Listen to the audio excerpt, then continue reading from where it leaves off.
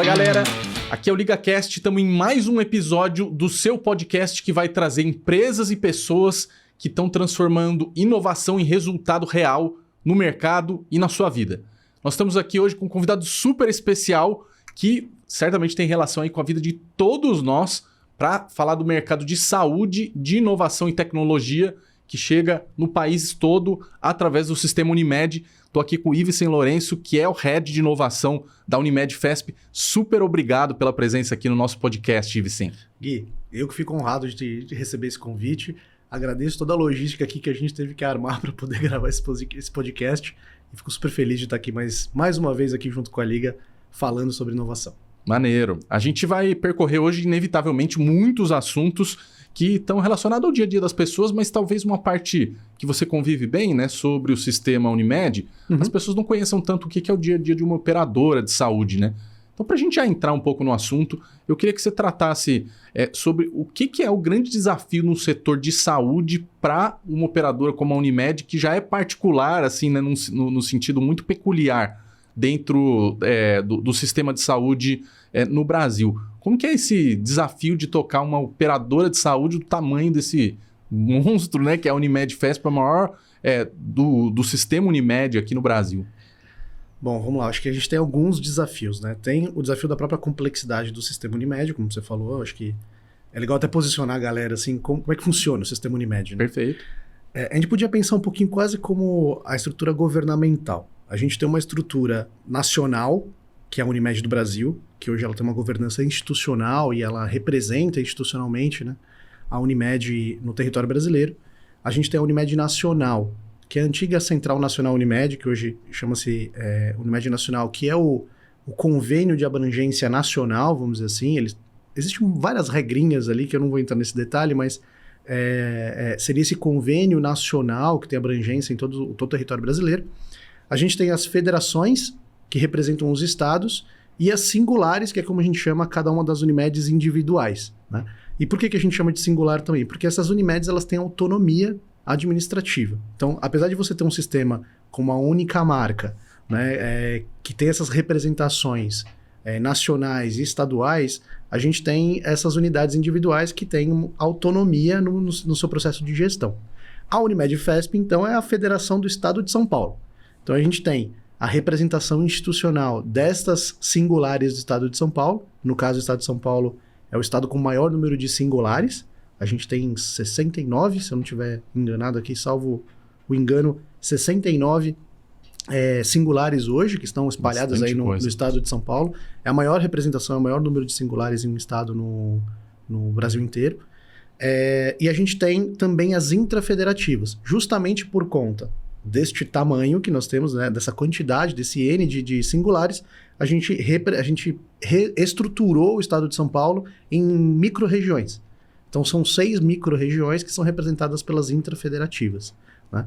E aí eu tenho a Federação do Estado de São Paulo, que é a FESP, que faz essa representação institucional com todas essas unidades, então dariam 75 unidades, 69 singulares, 6 intrafederativas, e eu ainda tenho uma operação de plano de saúde dentro da FESP, com mais ou menos 520, 515 mil vidas hoje.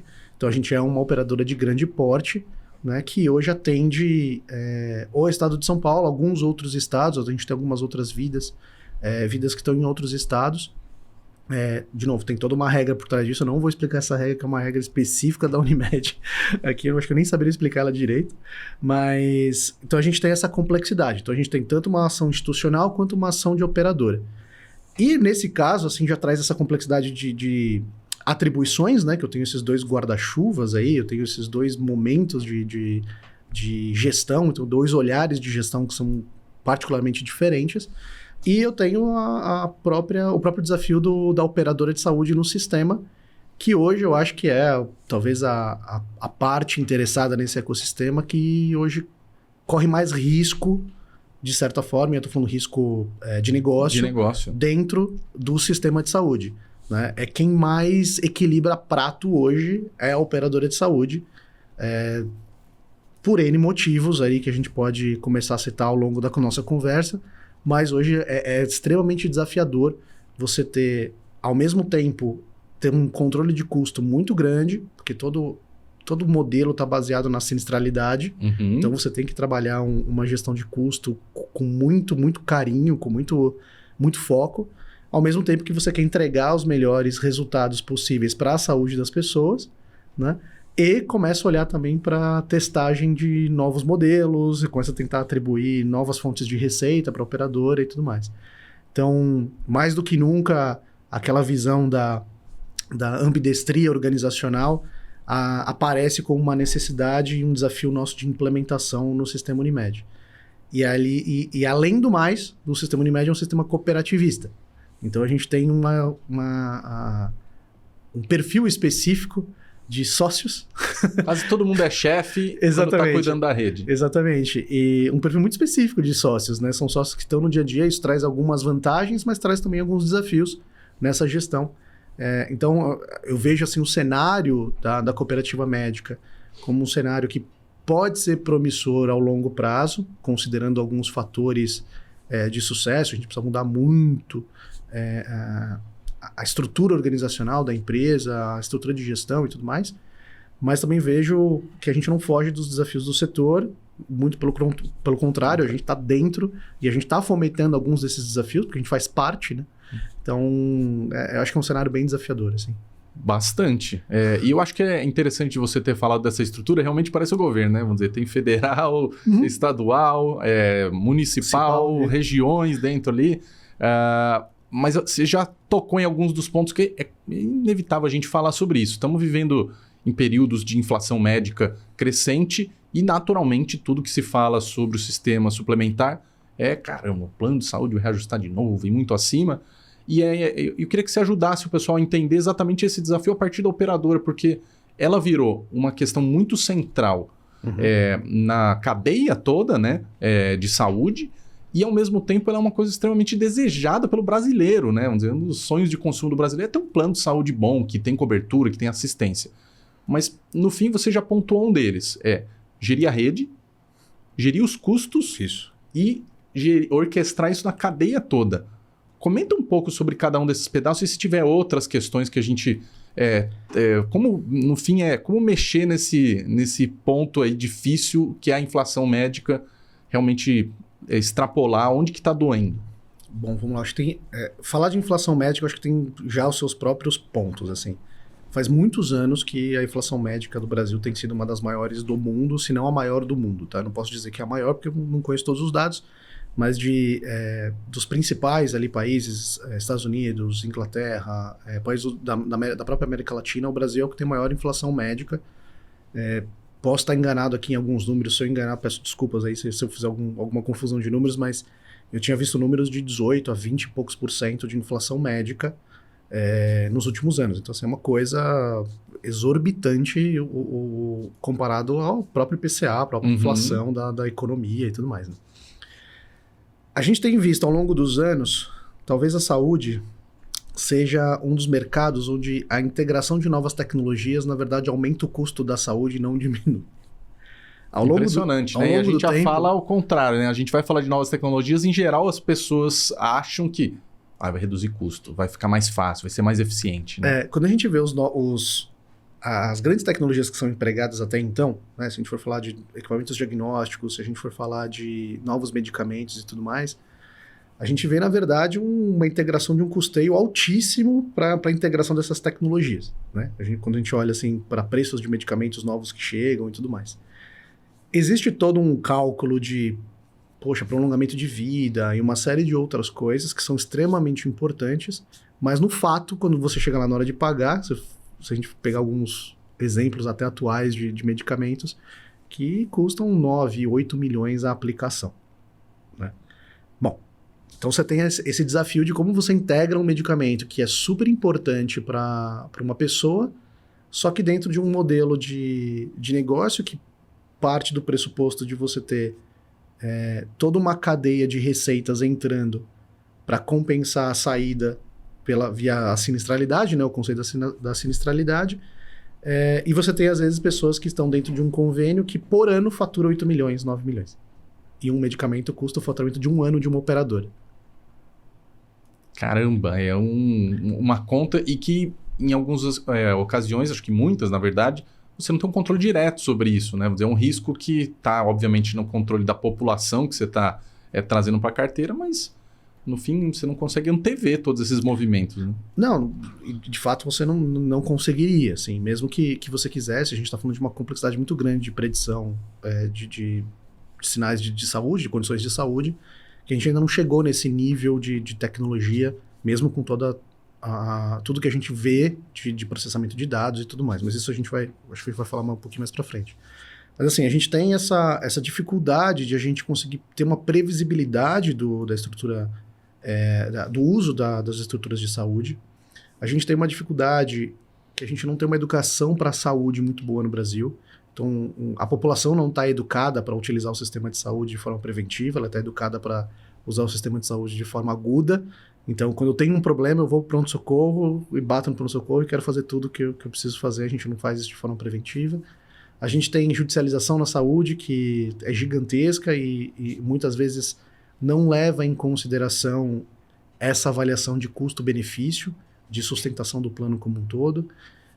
A gente tem dificuldades de regulação. Para integrar novas tecnologias. Então, assim, a gente tem um cenário bastante complexo. Assim, a saúde ela é bastante complexa nesse sentido, né? Mas eu diria que é o setor em que a gente vê hoje para trabalhar inovação talvez o mais desafiador, porque você tem que encarar muitas frentes. Você tem talvez a regulação do lado da saúde, mas até com a farma, com o uso de dados, com o uso da integração das tecnologias, com a assistência, né, a experiência do cliente ou do consumidor. Então, muitas frentes para balancear, e ainda você está falando que, no caso da Unimed, né, tem que gerir toda a rede de sócios, né, de cooperados, o que fica mais desafiador ainda, é muita frente, né? Isso. A gente tem problemas hoje, desafios com fraude na área médica, que tem crescido ao longo não sei se tem acompanhado aí notícias, a gente tem encontrado várias fraudes. Então, prestadores que estão executando de forma fraudulenta algumas atividades. E acho que coisas eu queria tocar um pouquinho nesse ponto, porque acho que até para usar o LigaCast aqui um pouco como informativo, né, como educacional, dado que você falou que o brasileiro em geral usa mal o plano de saúde ou o sistema de saúde como um todo, né? Muita gente vai achar, mas o meu médico passou lá para o fisioterapeuta que me mandou fazer X sessões, e às vezes não precisava de tudo aquilo, mas vai na clínica lá e eles já colocam, fazer 12 sessões, já passa tudo aqui no plano. Isso no fim é uma fraude. Dependendo da forma que for encarar... É difícil falar, assim, né? Porque aí a gente entra numa ética médica, a gente entra numa série de coisas de protocolo e tudo mais. Mas, assim, de fato, existe uma superutilização dos planos de saúde de alguma forma, tá? Seja ela por indicação clínica, seja ela por cultura do próprio brasileiro, de querer fazer diversos exames sem ter a necessidade, por exemplo, num primeiro momento, e exames caros, é isso que eu tô dizendo, não quer fazer só o exame de sangue, está tudo bem, não, acha que tá com dor eu tô com dor nas costas, quero fazer ressonância magnética, aí você fala, poxa, mas será que é isso ou será que é uma dor no rim? Uhum. E o cara tá sentindo uma dor, sabe assim, são coisas nesse sentido. A gente não tem uma estrutura hoje dentro dos planos de saúde que olha para o modelo de atenção primária, isso é uma coisa nova que tem sido desenvolvido de forma até lenta de certa forma, aí é minha crítica pessoal, lenta de certa forma para o modelo de APS. Então assim, a gente parte do pressuposto do modelo hospital-cêntrico, onde as coisas acontecem dentro do hospital, eu levo tudo para dentro do hospital e o hospital tem um custo caro, é isso. Assim, ele é mais caro você fazer uma consulta dentro do hospital do que você fazer uma consulta por telemedicina, do que você fazer uma consulta com um médico de família, uma consulta em casa. Então, acho que a gente tem um desafio nessa mudança, né? E a outra coisa que eu acho que impacta nisso é o modelo financeiro hoje nosso, né? Então, hoje a gente tem um modelo fee for service. Então, quanto mais eu fizer, mais eu cobro do convênio, consequentemente mais eu ganho, né? E aí... No caso das clínicas ou dos prestadores, né? Exato. Então, você não tem muito pra onde correr, né? Se você ganhar por quantidade, você vai querer fazer mais. Você não vai querer fazer melhor, né? O SUS tem um pouco desse problema também, né? Nos pagamentos dos contratos do SUS também são por quantidade. Então, eu preciso fazer tantas consultas. Então, eu vou fazer tantas consultas. Eu preciso bater a meta da quantidade e não a meta da qualidade, né? Então, acho que essa é uma problemática. Por isso que fala-se tanto, já faz alguns anos que fala sobre VBHC, que é o Value Based Healthcare, que é um modelo lá de avaliação e cobrança por desfecho clínico. Então, eu tenho o controle de desfecho clínico, eu controlar a qualidade desse meu atendimento e considerar o pós-procedimento, pós-atendimento, também como parte desse processo de atendimento pontual, agudo.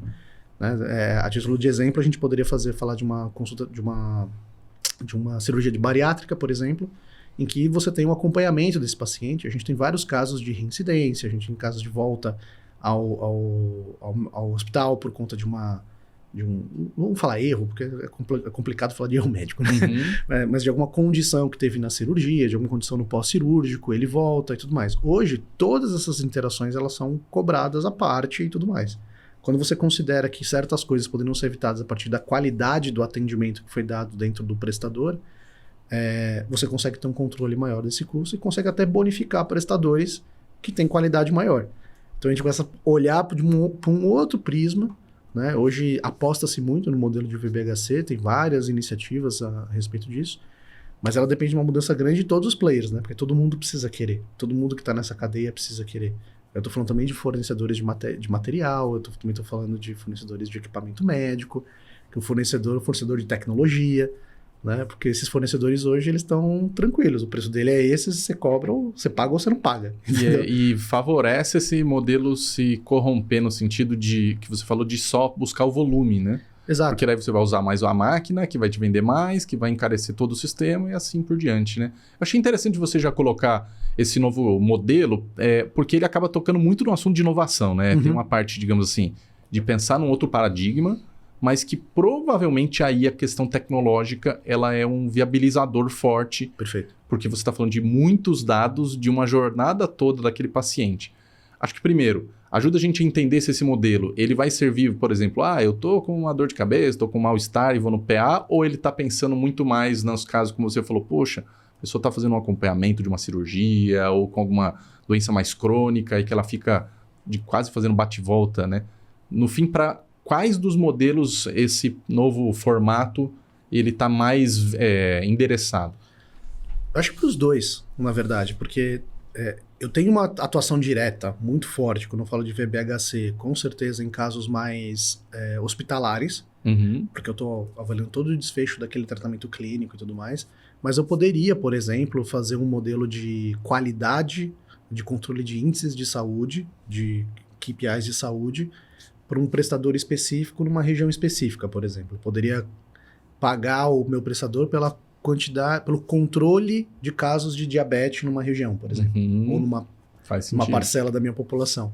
Não por quantas pessoas ele atendeu, mas sim pelo controle da qualidade dos indicadores de saúde dos seus... Por quanto ele cuidou daquelas pessoas. Exato, exatamente. E eu poderia bonificar isso para ele, porque se eu fizer uma ação preventiva, eu gasto menos onde o custo é mais alto, que é na saúde. Então, na teoria, é isso que existe, né, de hipótese em todo desse modelo, é que eu consiga ter resultados melhores. Eu consiga ter uma sinistralidade mais baixa, eu consiga ter um uso mais racional do serviço de saúde, né?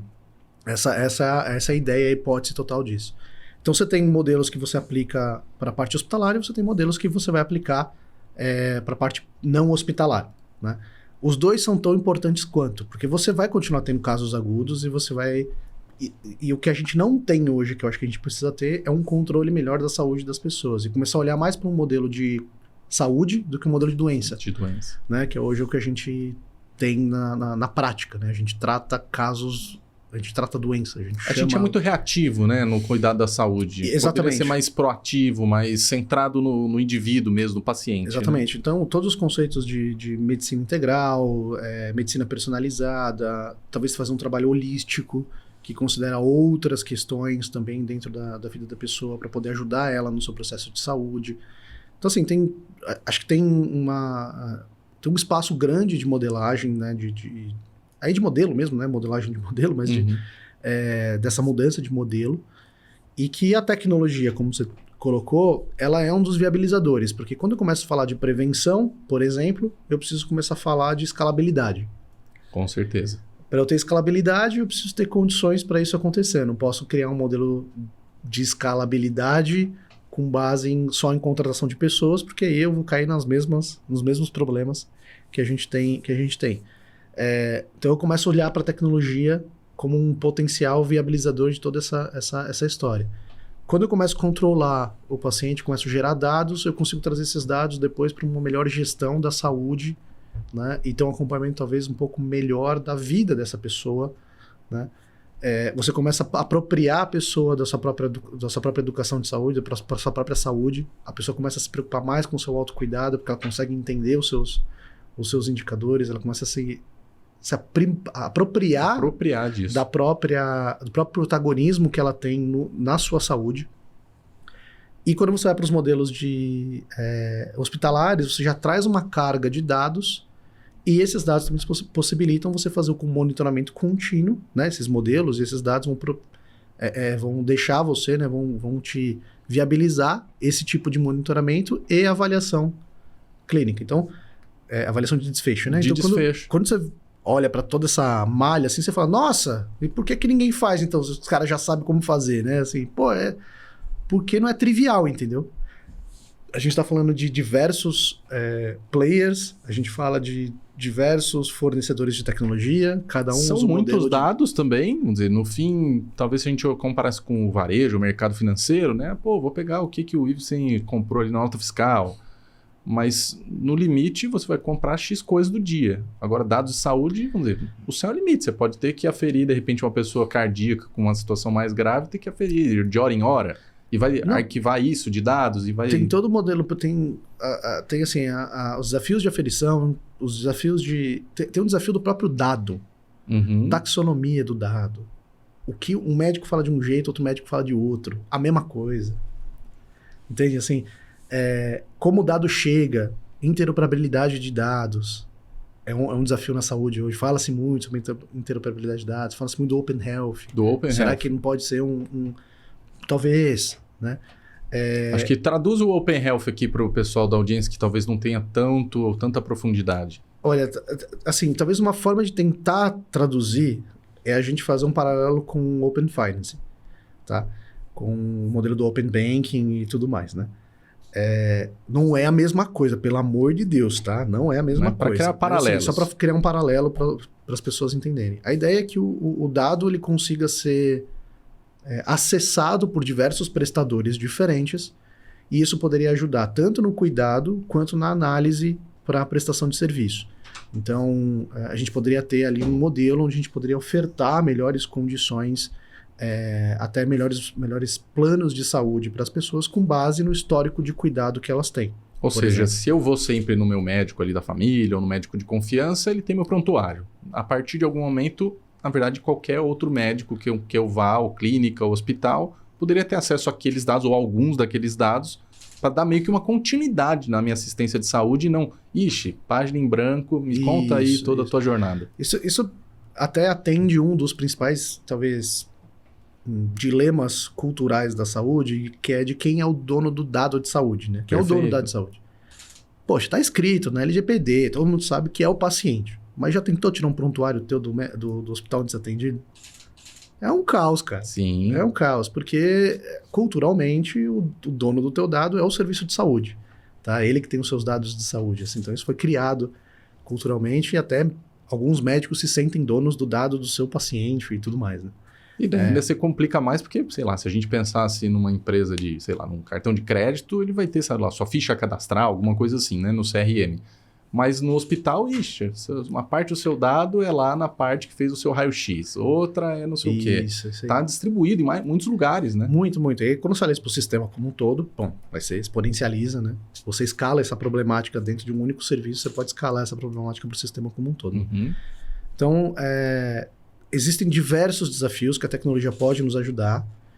Historicamente, a saúde sempre foi um pouco mais atrasada na integração de tecnologias digitais nesse sentido. A gente tem atravessado um momento favorável de digitalização pós-pandemia. A pandemia acelerou esse processo. Não existe o lado bom da pandemia, mas isso foi uma coisa interessante que aconteceu, né, durante o processo, que foi essa aceleração. Foi obrigado, no mínimo, a falar, olha, não podemos superlotar presencialmente, não temos como fazer. E o dado vai ter que circular de outro jeito. Não tem como fazer, tem que fazer digital. E aí foi, entendeu? Foi meio que na sobrevivência mesmo do sistema. E aí isso aconteceu e hoje esse modelo está tentando ser ampliado, mas não é já mais a mesma velocidade que a gente via durante a pandemia. Né? É um trabalho de, vamos dizer, nesse grande momento que você está falando, é de organização e parametrização dos dados? É um trabalho mais, digamos assim, de Big Data agora? A gente talvez fale tanto de AI generativa hoje. Eu acho que é um pouco dos dois. Assim, a gente tem ainda desafios. A gente tem desafios da integração da tecnologia do ponto de vista do usuário. Então, tanto o usuário médico, as equipes de saúde, para os profissionais de saúde, como também para os nossos próprios pacientes. Tá? A gente tem uma dificuldade. Tem muita gente que não confia tanto, por exemplo, ainda na telemedicina. Quando a gente olha para grandes centros urbanos, é uma visão. A gente está um pouco mais acostumado. Você que está aqui em São Paulo, talvez a gente esteja um pouco mais acostumado a comprar online, de fato. A gente faz isso várias vezes. Né? A gente não questiona mais, é seguro, não é seguro. Uhum. A gente já passou um pouco dessa fase. Vou fazer uma telemedicina? Me ajuda. Por quê? A gente tem dificuldade para ir para um médico. Você pegar um carro aqui, demora 2 horas para chegar no hospital, dependendo de onde você está, para onde você vai. Quando você olha para o interior, você pega um carro, você tropeça, você cai no médico. Tá tudo muito perto. Você vai em 1 hora. Em 1 hora não, perdão. Em 10, 15 minutos você tá no seu médico. Por exemplo. A necessidade muda um pouco. Você não tem aquela necessidade da telemedicina. Nossa, eu tô aqui em casa. Não, porque 10 minutos ele tá no médico. Né? Talvez precisaria, se fosse uma especialidade específica, que a pessoa iria ter que se deslocar para um exatamente. outro centro. Então, são outras realidades, né? Não estou dizendo que essa pessoa não usa, mas ela tem uma necessidade diferente. Para ela, a telemedicina não é essencial, como talvez seja para algumas pessoas em grandes centros urbanos, por exemplo. Então você tem essas dificuldades de implementação quando você olha numa larga escala. De fato, quando você tem um especialista, o especialista do especialista do especialista, que é né, eu brincava, né? Eu trabalhei alguns anos no Hospital das Clínicas, e lá no Hospital das Clínicas a gente tem o especialista do especialista do especialista, né? É o ortopedia, especialista no pé esquerdo, do especialista no dedinho. No dedinho do pé. Mas eu tô falando isso pelo grau de especialidade é uma forma, né, com um pouco de humor para falar, mas falar da alta especialidade dos médicos de lá, né? E quando você precisa de um grande especialista, evidentemente você vai ter esses especialistas nos centros urbanos. Então, fato que você trazer a telemedicina como como motor ali, um viabilizador dessas consultas super especializadas em outros locais mais remotos do Brasil, não tenha dúvida disso. Mas aí você começa a ver necessidades diferentes. Né?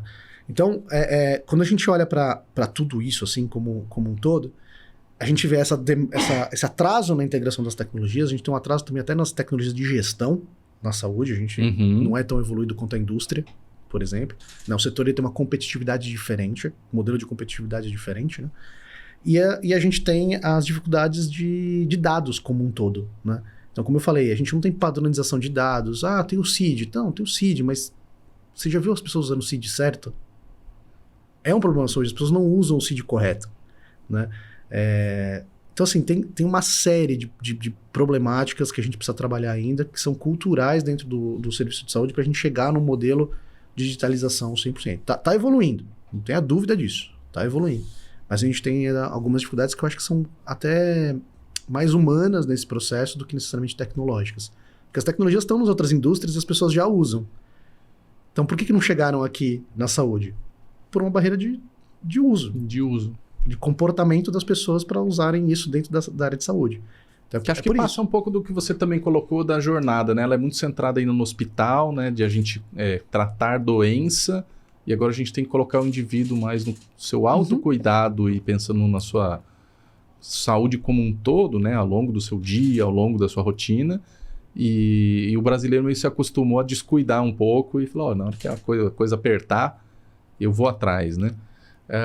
Nessa hora, achei interessante também você colocar um pouco desse ângulo de que as tecnologias estão aí. O que você já vê que tem em outros mercados, por exemplo, e que daria para trazer como paralelo também, né? Sei lá, o pessoal hoje vai fazer compra no WhatsApp ou vai fazer um monte de consumo direto da internet, vai comprar carro, apartamento. O que disso dá para trazer para a saúde, porque ainda está um passo atrás? Cara, tem bastante coisa interessante, assim. Eu poderia olhar, por exemplo, talvez fosse bem legal, facilitar o processo de aquisição de um plano de saúde. Perfeito. Hoje é muito difícil você... Assim, muito difícil não, né? Mas assim, existe um processo que não é trivial. Não é igual você entrar... Ele é bem burocrático. Na Amazon, escolher seu plano de assinatura... Chegando a Black Friday aí, queria o desafio do Ivens é se todo mundo ia comprar um plano de saúde ali no dia 31... Não, mas assim, seria... A ideia é, pô, você entra hoje em modelos que são 100% digitais, na Netflix, você escolhe seu plano e ponto. Ponto, acabou, já está usando o serviço. Guardado as devidas proporções com a saúde, a experiência de compra não é dessa forma. Para você comprar um plano, para você... isso como eu falo de pessoas físicas que não estão nos grandes centros urbanos mais, né? Estão mais fora, né? Nos centros urbanos a gente está comprando... A gente usa pela empresa que nos emprega, né? Mas mesmo a empresa e tudo mais, existe todo um processo para você apresentar os seus planos de saúde, como fazer a integração disso na sua empresa e tudo mais. Não existe um processo simplificado de varejo nesse sentido, né? Não precisa ser igual, mas podia ser muito mais facilitado. Tá? A gente tem hoje grandes exemplos de utilização de IA generativa para trabalhar relacionamento com o paciente. Hoje na saúde isso é pouco utilizado ainda. Né? Existe um espaço grande para você melhorar o relacionamento. Melhorar a busca por informações do seu plano de saúde, por exemplo. Informações sobre a saúde como um todo da sua rede, seja ela no SUS, onde você pode encontrar medicamento XYZ, onde você pode encontrar um médico ABC. Existe uma certa dificuldade em acessar informações da saúde como um todo. Né? Achei fundamental você tocar nesse ponto, porque acho que sei lá, tentando fazer daquelas brincadeiras do raiz e Nutella, né? O Dr. Google virou uma expressão que, por mais que a gente fale do Google muitas vezes como um lugar positivo, né? Nossa, Sim. cara, vou buscar tudo no Google, dá um Google, mas o Dr. Google, ele não é bem visto, né? Historicamente. Agora, por outro lado, o acesso à informação É importantíssimo. é importantíssimo. Isso. Como que está sendo nesse momento, dado o pós-pandemia e a digitalização mais acelerada do setor, na tua perspectiva, já que você lida com os pacientes, por um lado, né, como o Unimed, e também com a rede, os profissionais, com as clínicas, os hospitais, a questão de mais acesso à informação. Ainda rola muito essa desconfiança? A pessoa se autoconsultou no Google ou agora nessa jornada de mais centrada no paciente, isso aí vai ser quase que mandatório? Não, assim, é uma realidade. Hoje as pessoas, elas buscam informações antes de falar com o médico. Ponto. E que elas buscariam em outros setores também. Elas vão buscar em qualquer lugar. Como a gente faz processo de sei lá, comparação de preço em centenas de sites ao mesmo tempo. Perfeito. Vai fazer uma faculdade, vai procurar um banco. A gente faz isso, ele vai fazer a mesma coisa. É que a informação de saúde ela é um pouco mais, talvez, sensível nesse sentido, porque você mexe com a vida das pessoas, né? Se você procurar lá no Google um negócio, puta, tem uma mancha XYZ. Pode ser nada. Ou pode ser um câncer. E aí a pessoa lê aquilo e fala, meu Deus do céu, eu tô com câncer. Então, assim, tem que tomar um pouco de cuidado na forma como você apresenta as informações. Mas isso também tem um pouco da nossa cultura de buscar isso sem ter uma crítica nenhuma do que a gente tá lendo também. Né? E a AI generativa, nesse exemplo, seria uma boa... Então, ela pode ser um facilitador nesse sentido. Mas ainda eu acho que a gente vai ter os mesmos desafios da interpretação da informação que está sendo colocada ali. Porque a generativa também vai mudar a forma como você lê aquilo e como você interpreta aquilo.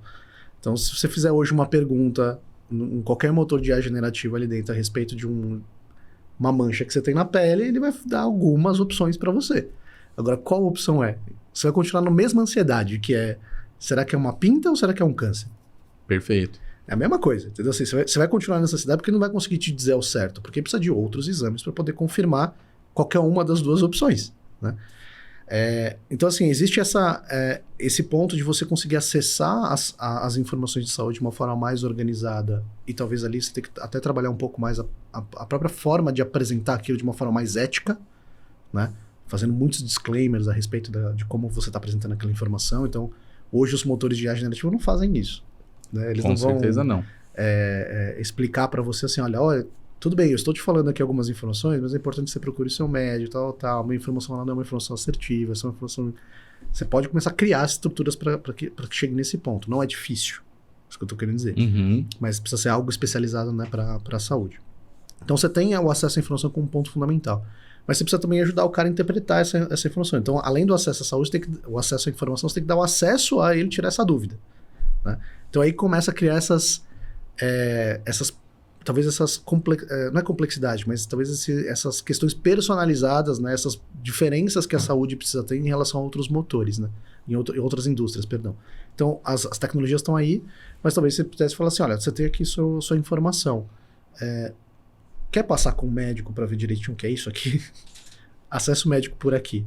Vou imaginar se fosse uma operadora de saúde, eu passo lá na Unimed, depois de ter pego essas informações do motor ali vinculado à Unimed, no espaço da Unimed, e eu podia indicar ele diretamente para um médico, para ele fazer talvez uma teleconsulta que fosse mais rápido, mais fácil, para eu realmente tirar a dúvida se aquilo é aquilo que ele está buscando.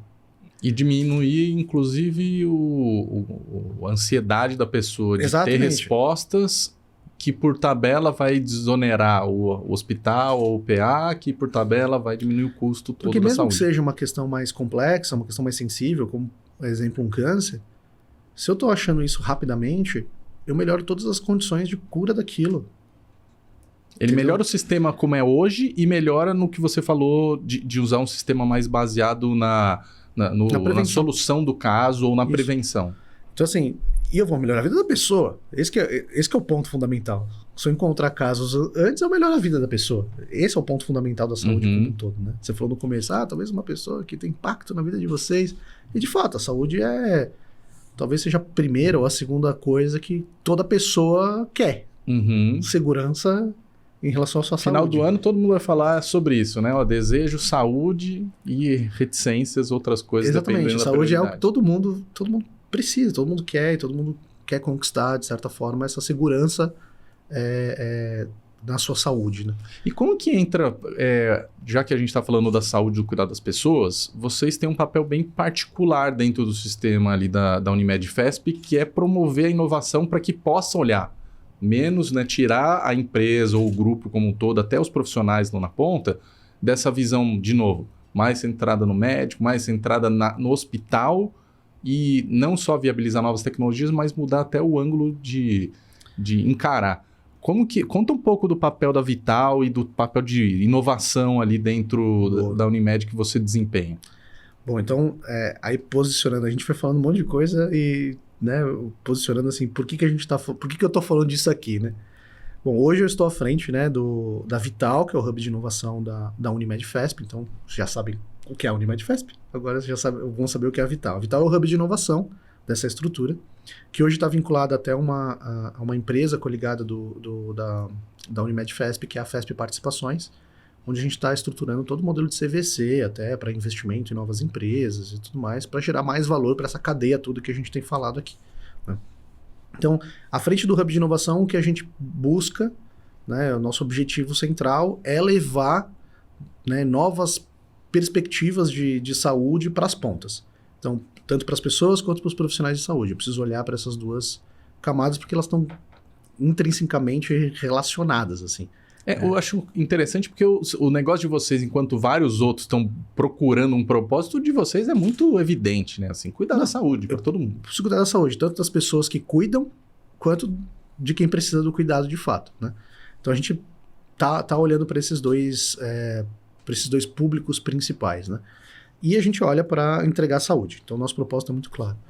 E hoje a gente trabalha assim, eu não consigo, ao longo do tempo da minha vivência em inovação, eu não consigo desconectar que inovação tem muito mais a ver com pessoas do que com tecnologia. Assim, porque eu preciso fazer com que as pessoas usem a tecnologia. Então, mais do que descobrir novas tecnologias, eu acho que elas são viabilizadoras, eu preciso entender como as pessoas vão usar essa tecnologia e para que ela vai servir no futuro, né? Então, a gente vê as tecnologias aparecendo, mas o que ganha as tecnologias é a forma como elas são utilizadas, né? Com certeza. IA, fala-se há muito tempo de IA. Sim, já se usa, na verdade, né?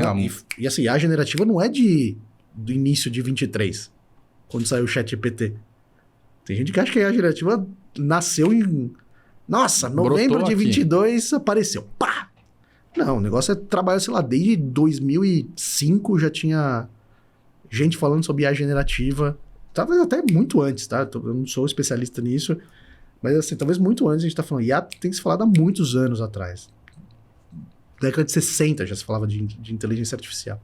Então, mas o que mudou? A forma como o cara integrou a tecnologia da IA generativa dentro de um chatbot e como você se relacionava com aquilo.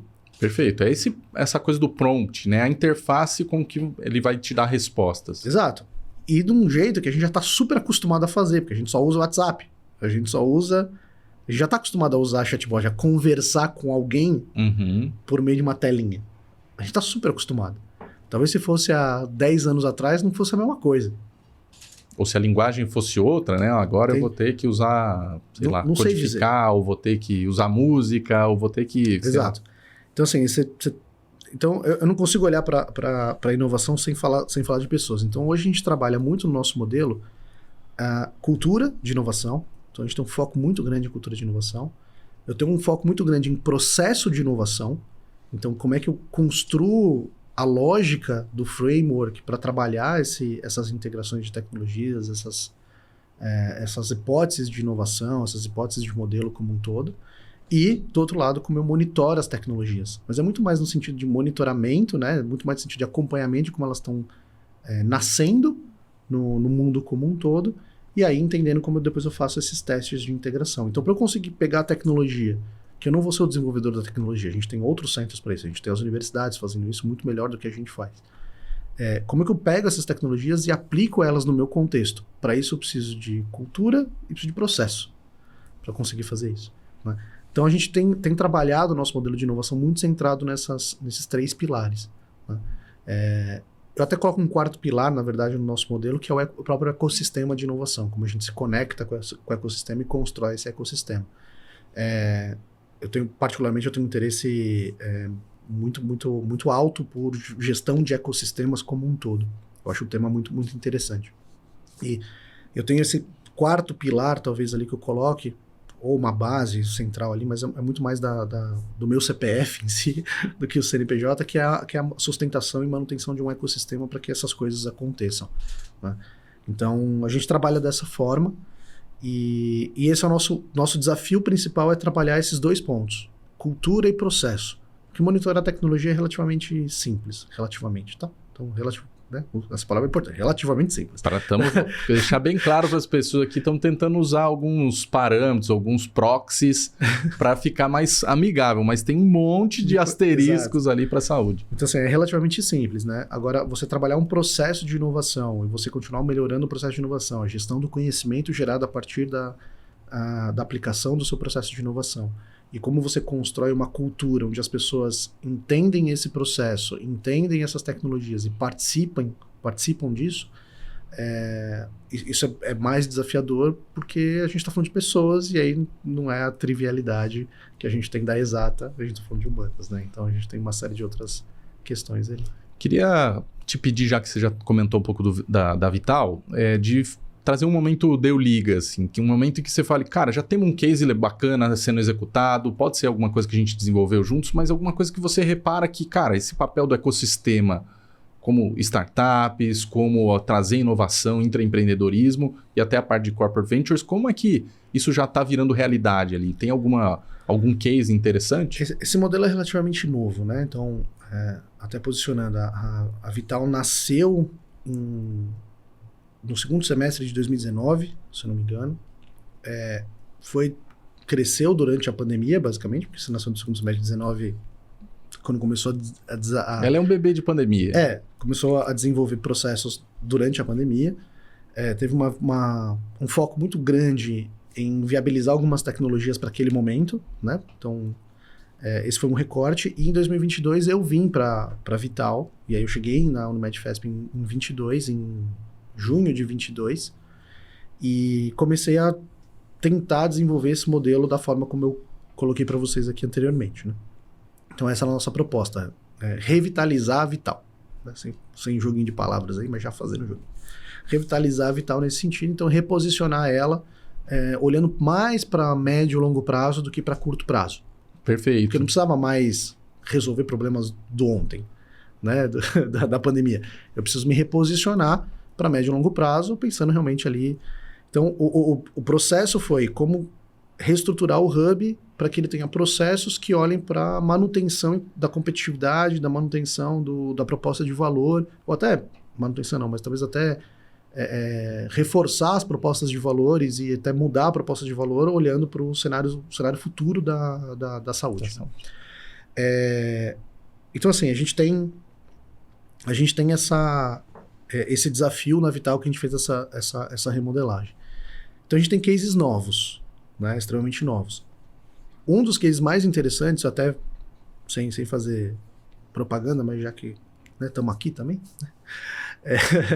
A gente teve a última aceleração que a gente teve com a Liga, né, que a gente fez junto com vocês, e a gente tem uma empresa que chama Datlo, tá? Uma empresa que participou do nosso processo de aceleração. É uma empresa que não era do setor de saúde e tinha uma tecnologia baseada em geolocalização. E a gente trouxe eles para esse processo, fizemos uma POC bastante interessante, ela foi apresentada até no case, apresentada como case no Rio Innovation Week, que aconteceu dentro daquele congresso internacional do 100 Open Startups e tudo mais. Então, já um case que está sendo reconhecido.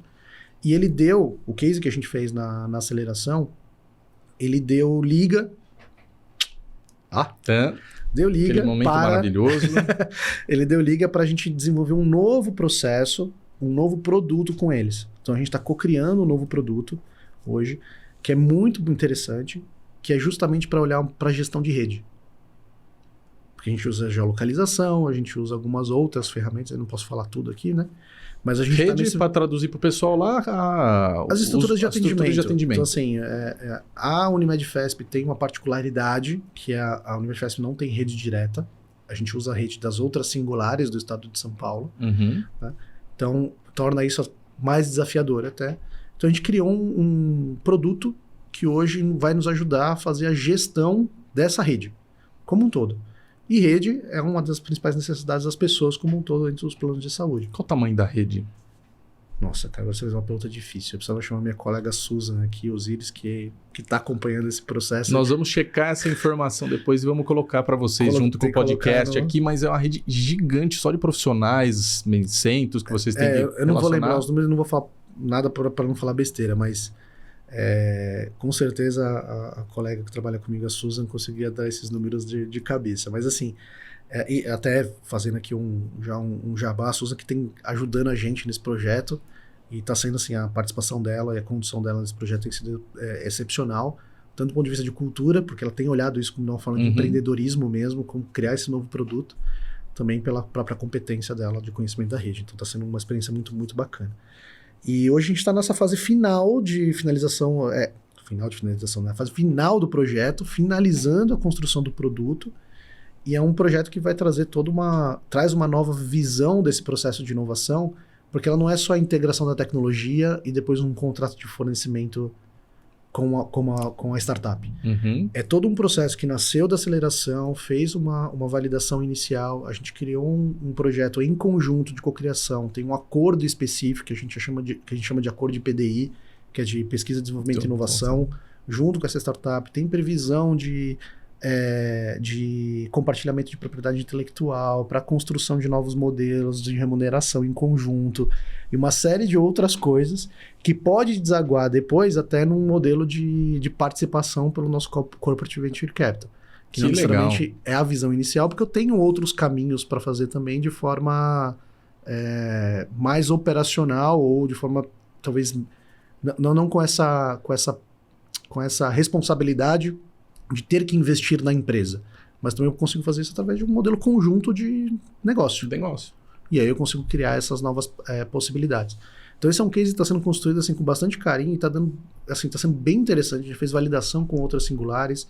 É um produto que vai chegar não só para a Unimed, provavelmente para as outras operadoras como um todo. Assim. Então é uma coisa bem, bem interessante. Assim, eu estou bem feliz com a condução do projeto como um todo. E espero que a gente possa apresentar esse projeto logo menos. Cara, achei fabuloso de você contar isso, porque de alguma maneira a gente começou falando aqui sobre a questão do custo de saúde, de maneira geral no país, e a gestão da rede é um desafio muito grande para todo o sistema, e de alguma maneira vocês co-criando com uma startup que nem era do setor de saúde, então, por mais que aí no Startup Scanner, lá na nossa base, a gente já tenha mapeado centenas de health techs, o podcast aqui a gente tem falado muito sobre isso, de inovação ser meio cross-industry, né? Ter barreiras mais leves, em que você tem que buscar referências em outros lugares. Até queria pegar esse... E é uma constatação do que a gente estava falando antes, né? Perfeito. Você falou de tecnologias de outras indústrias, como é que elas chegam. Então, exatamente isso. A gente pegou de outra indústria, ele utiliza isso muito para varejo, para força de venda. A gente trouxe isso, desenvolveu um novo conceito dentro da área de saúde, olhando para como as pessoas precisam usar, de novo, comportamento humano, como as pessoas precisam usar, o que elas precisam para gerir a rede delas. A gente foi olhando para tudo isso e tem construído a gente tem validado essa hipótese inicial que a gente tinha ali de um produto novo para esse gerenciamento de redes. Assim, a necessidade e o potencial que esse produto pode ter no mercado, a gente tem validado isso. Eu queria que você comentasse, pegando esse gancho, dado que você falou, co-criamos e tem todo um trabalho que vai ser de pesquisa, de patente, eventualmente até de participação nos negócios. O que foi o diferente ou o que você tem visto diferente quando pega um empreendedor que dá certo, que dá liga ali na hora de fazer o jogo? Pega a Datos ou algum outro exemplo? Olha, eu posso falar de alguns exemplos que a gente tem muito interessantes. Assim. Eu acho que o primeiro quando o founder... Eu vou falar do founder porque eu acho que ele tem papel central nesse processo. Quando o fundador da startup ele percebe que ter um relacionamento com um hub de inovação ele pode ser muito mais proveitoso se você olhar para um modelo de co-construção e co-desenvolvimento e olhar isso para longo prazo, é melhor do que ele só pensar na força de venda. Uhum. Tá? E hoje, acho que, vamos dizer assim, infelizmente tem muita startup que está colocando o contato com os hubs alguém mais comercial e olha... Aí eu vou ter que fazer a meia-culpa da inovação corporativa, porque tem muita inovação corporativa que atua como compra de startup. Uhum. Ele busca, conecta, faz o contrato de fornecimento e acabou. Depois ele não fala nunca mais com a startup. Tá? Então, esse é um modelo que existe. Sim. E vocês podem olhar aí para o dia a dia de vocês para ver se é assim que vocês fazem. Tá? A gente, na Vital, não quer fazer desse jeito. Então a gente tenta, né? Porque eu falo tenta, porque existe muita pressão também de todos os lados, claro, até para conseguir entregar resultados a curto prazo, que é outra história da contabilidade da inovação. Como é que você apresenta resultados de inovação. Mas o que a gente tenta fazer é trazer essa visão de, olha, eu como hub, eu quero co-criar com você, eu quero trazer inovações de fato e eu posso te ajudar também a fazer isso. Eu tenho um papel, ecossistema, o papel da indústria também é poder apoiar o desenvolvimento dessas startups como um todo. E eu não posso só apoiar, quer dizer, eu poderia apoiar através de contratos de fornecimento, que faz parte, mas eu não preciso fazer só isso. Eu posso co-criar com ela também e gerar mais valor para todas as partes. Então essa é a nossa tese lá. Então eu faço os projetos e crio um Y. Quase que uma carreira Y que a gente fala nas empresas. Sim. Eu crio uma carreira Y com as startups. Um caminho onde ela se torna fornecedora e um caminho onde ela se torna parceira. Que são coisas diferentes. E aqui você vai provavelmente dedicar uma energia maior de investigação do qual que seria a solução, de como integrar tecnologicamente a todo o ecossistema teu. Então quando eu vou para esse modelo mais de parceria, aí eu estou tentando emular o modelo de ambidestria organizacional, onde eu tenho uma estrutura que eu olho só para testes, experimentação, modelagem, olhando para o futuro dos negócios. Nessa perninha aqui do Y. Na outra, eu vou olhar para a operação, que é como eu integro aquela tecnologia dentro da minha operação e faço a gestão da minha operação. Sim. Então hoje o nosso hub de inovação, eu acompanho a entrada é única, mas quando ele vai para essa direita, vamos dizer assim, desse Y, que ele vai para o modelo de ambidestria, é onde o hub está atuando. Quando ele vai para a esquerda, que ele vai para o fornecimento, aí eu trabalho o apoio do hub na integração da tecnologia, mas o protagonismo ele é da área de negócio. Porque a área de negócio reconhece aquela necessidade e ela que vai operar aquilo. Né? Isso tem nos ajudado bastante a posicionar o hub de inovação dentro da estrutura como um todo. Tá? Olha só. Isso eu tenho falado muito nos eventos que eu participo, eu falo sempre isso com as startups que nos procuram e tudo mais, justamente porque eu espero do empreendedor que ele tenha essa visão de que ele se relacionando com o hub, ele não vai se relacionar somente para vender, ele precisa se relacionar porque se ele quiser integrar o seu negócio ao nosso, a fim de co-criar, a fim de criar algo que seja realmente inovador do ponto de vista não só inédito, né? Claro. Assim, inovador Mas ficou dentro do processo. Na visão que você trouxe de o teu papel de revitalizar ali a Vital, né? No trocadilho que você colocou, era exatamente esse lugar de buscar um pouco mais farol alto ali, né? Para inovação no setor de saúde. Então, se o empreendedor só quer, vamos dizer, emitir boleto ali para vocês, ok, vamos ter uma trilha aqui para ele, mas você vai ter que dar atenção diferenciada e gastar talvez um cuidado maior na cocriação nessa pista aqui. Não, e gerenciar melhor a expectativa também com essa startup. Não, olha, eu estou no momento de tração, estou no momento de scale-up. Eu preciso vender.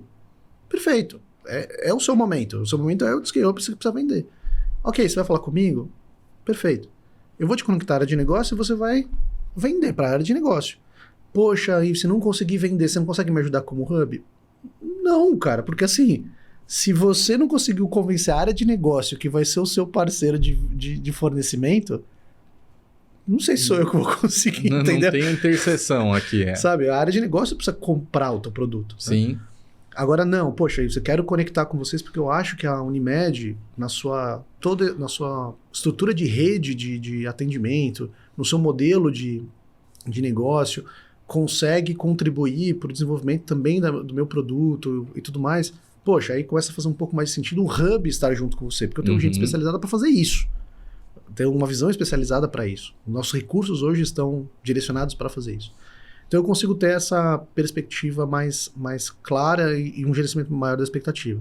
Então, respondendo a pergunta que você fez lá, o que chama atenção nos founders ou nas startups, então quando elas reconhecem isso e elas trazem essa transparência do que elas precisam, do que elas querem, fica fácil de depois traçar os caminhos dentro da empresa.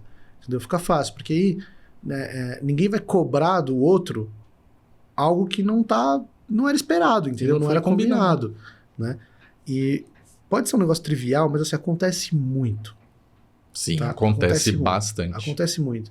O cara entra no hub, aí ele entra com a pessoa entra com uma visão com um discurso de cocriação, mas quando você começa a fazer o projeto, no final ela tá querendo só vender o produto dela para você. E é cômodo para o empreendedor depois achar que o hub tem que resolver todos os problemas, porque o empreendedor é o lado mais frágil nessa hora. Lógico que ele é por natureza, mas você está tocando uma área, digamos assim, estratégica para a companhia. Isso. E tem os seus objetivos e não está ali simplesmente para, vamos dizer, assistência à saúde você já faz em outro lugar como o Unimed, né? Eu achei interessantíssimo você ter trazido esse ponto de como o hub institucionalmente, né, criou um lugar ali para dentro e também para fora, para o ecossistema. E queria aproveitar esse gancho na reta final aqui do nosso papo, que muitas empresas foram criar os seus hubs muito com um olhar primordial, mais marqueteiro, digamos assim, mais para posicionar que a empresa está fazendo inovação. Sim. No sistema de saúde isso já é mais sensível, né? Não dá para trazer o lado tão negócio assim. Mas, por outro lado, várias das coisas que você comentou no papo inteiro aqui é business, né? O quanto que a Vital hoje ajuda a, digamos assim, a favorecer o business e o quanto ele talvez esteja mais olhando para o fim, né? Para o propósito final, que é o cuidado da saúde como um todo. Vamos lá. Essa é uma pergunta interessante, porque isso tem muito a ver com a visão que o board coloca em relação ao hub, tá? Essa é a minha perspectiva aí dessa pergunta. Porque se o hub olhar, se o board cobrar o hub por inovações a curto prazo, eu basicamente vou falar de inovação incremental, não vou conseguir falar de inovação adjacente nem inovação transformacional. Vou ter que falar de inovação incremental e eu vou ter que atuar olhando 100% do negócio para o business. Né? Então, para a necessidade do ontem, para a necessidade do agora. Né?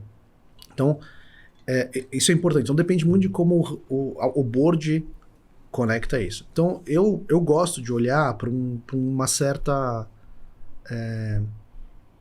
diversificação nesse portfólio de ações dentro do hub de inovação e a forma como você se posiciona. O hub se posiciona nisso.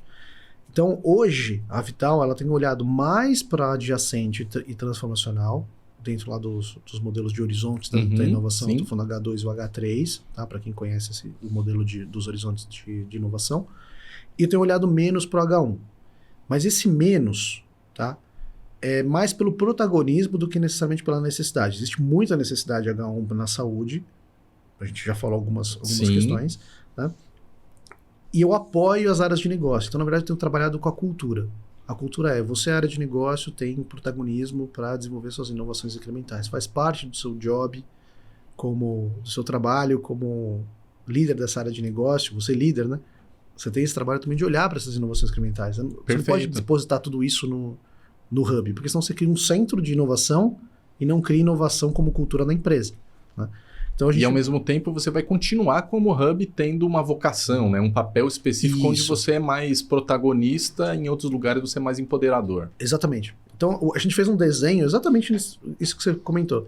Eu sou empoderador nos níveis mais próximos ali do H1, e eu começo a ser maior protagonista no nível H2 e H3. Onde o H3 eu sou o protagonista principal, que é onde eu vou realmente buscar e vou gerenciar toda a estrutura de tecnologia, porque eu tenho tecnologia de gestão para ajudar as áreas a entender essas grandes novas tecnologias que estão chegando, mapear, entender o comportamento humano, como é que eu construo tudo isso, testo tudo isso. A gente tem, né, a gente tem literatura e tem ferramentas para ajudar a gente a fazer esse tipo de processo. Enquanto no H1, que a gente também tem isso, mas são ferramentas mais consolidadas, eu consigo às vezes até trabalhar em uma implementação dentro de um gerenciamento de projeto mais comum, mais clássico do que a gente está acostumado. Até quando você tem uma tecnologia bem validada, bem consolidada, você não precisa trabalhar com uma metodologia de inovação quando você tem algo já muito, muito consolidado, né? E aí, nesse sentido, a gente empodera as áreas para que as áreas façam isso com o nosso apoio, né? Então, o empoderamento também não é um largo lá, né? A gente apoia, a gente monitora, a gente ajuda a buscar as melhores startups para aquele momento, para aquela necessidade. Zelar por boas práticas para que eles sejam apoiados. Perfeito. É exatamente isso. Você é o cuidado, assistência de saúde para inovação, para dentro da empresa. É tipo isso. É tipo isso aí. Se a gente for fazer essa brincadeira, é tipo isso. Sensacional. Cara, a gente tá reta final mesmo já do nosso papo. Eu queria que você trouxesse um momento Se Liga aqui. O que tá rolando na Unimed Fesp que a galera tem que acompanhar? Coisas que você também acompanha no mercado de saúde que precisa estar de olho em 2024. Bom, se eu for falar lá da Vital e da estrutura que ela está hoje, acho que a gente traz para 24 e 25 uma visão mais estruturada da inovação, pautada nessas premissas que eu trouxe. A gente vai começar a lançar agora novos modelos de relacionamento com as startups, também pautados nessa cocriação, mas a longo prazo. A gente vai ter alguns cases ali que vão ser desenvolvidos já estão em fase de finalização, mas provavelmente no primeiro trimestre ou no primeiro quadrimestre de 24 a gente já vai ter algumas novidades aí aparecendo para a galera. Então acho que a gente vai ter coisas bacanas nesse sentido. A gente vai cada vez mais fomentar a inovação dentro do sistema Unimed como um todo. E a gente tem um desafio institucional também, né? Que, como eu falei, a gente tem aquela dupla vinculação. Eu olho para a operação da Unimed Fesp também como operadora de saúde, né? E também olho para a parte institucional. Então a gente tem agora se dedicado muito, 24, 25, a gente vai se dedicar muito a trabalhar a cultura de inovação e processos de inovação no estado de São Paulo como um todo, né? Então a gente vai abrir o leque porque eu quero ajudar, por exemplo, sei lá, a Unimed Dracena, lá quase em Mato Grosso, a ter um processo de inovação que ajude também a desenvolver seus próprios projetos. Que é dar acessibilidade para a saúde. No final do dia, chegar mais gente... só que a partir por meio do processo ter inovação, né? Maravilha. Então a gente está ajudando nesse sentido. Então a gente espera fortalecer a imagem da Vital e da Unimed Fesp como um agente de inovação dentro do ecossistema, não só com as startups, mas também com outros agentes, se conectando com universidades, com parques tecnológicos, até com outras indústrias. Então a gente... 24 deve ser pautado um pouco nisso. Isso falando um pouquinho da Vital, falando um pouquinho da estrutura de Venture Capital lá dentro da FESP Participações. E assim, eu acho que o mercado como um todo de saúde, ele precisa se transformar. Bom, aqui eu vou começar a falar mais do mesmo e tudo mais, que eu acho que você já deve ter ouvido isso direto. Mas assim, uma das coisas que eu acho mais interessantes no modelo de saúde, eu acho que é um modelo de autocuidado. Então assim, eu acredito muito nesse processo educacional, cultural para o autocuidado.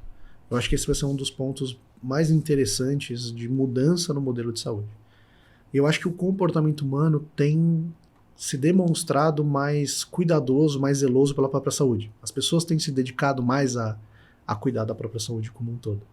Então eu acredito muito que a gente vai ver novas possibilidades ou novas tecnologias apresentando modelos que permitam e ajudem nesse autocuidado, que não necessariamente vão vir só da área de saúde. Tá? A gente pode vir de outras indústrias, também podem apresentar tecnologias que favoreçam esse tipo de coisa, como a gente tem os relógios, aquela coisa toda, tá? Os wearables e tudo mais. Esse é um ponto. E um outro negócio que eu acho muito interessante para a área de inovação como um todo, que eu acho que o Brasil precisa se dedicar mais, eu acho que são as biotecnologias. Eu acho que o Brasil ele tem uma capacidade de gerar inovação e produtos a partir da biotecnologia que assim, talvez a gente não tenha em outro lugar do mundo. Posso estar sendo muito... Fica a dica aí para você, tá querendo ideias do que empreender em 2024...